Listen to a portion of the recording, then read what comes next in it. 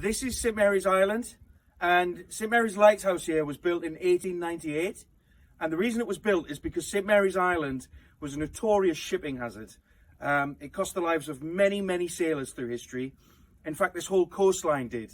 There's been hundreds of documented shipwrecks all the way along here to Tynemouth, especially in the 19th century.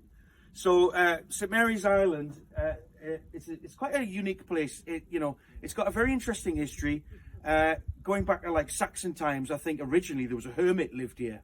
Someone trying to escape, a religious man, ascetic, trying to escape civilization. And after that, the monks of Tynemouth Priory were based here. And there's actually a cemetery here, so people have been buried on this island for a long time. There's a lot of graves there. And the other thing about the island is that it was a smuggling hotspot.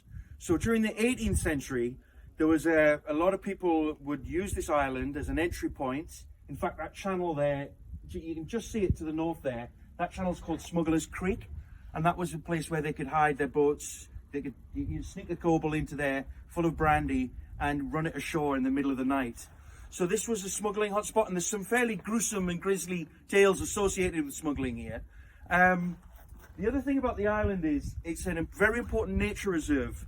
It's a seal colony, and if you go there, especially at the back of the island at any given time, you can see dozens of seals.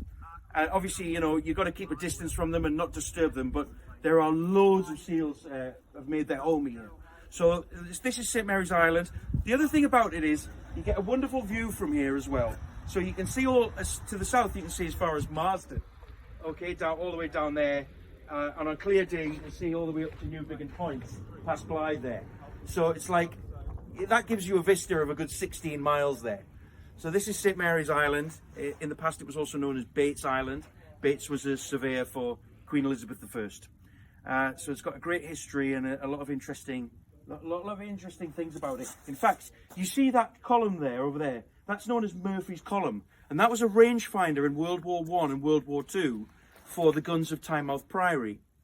Murphy's Column there, and it's actually exactly 4 miles to the guns of Tynemouth Priory. So the guns could train their sights on that rangefinder there, on that column, and then that would give them a good idea of what 4 miles is out at the horizon.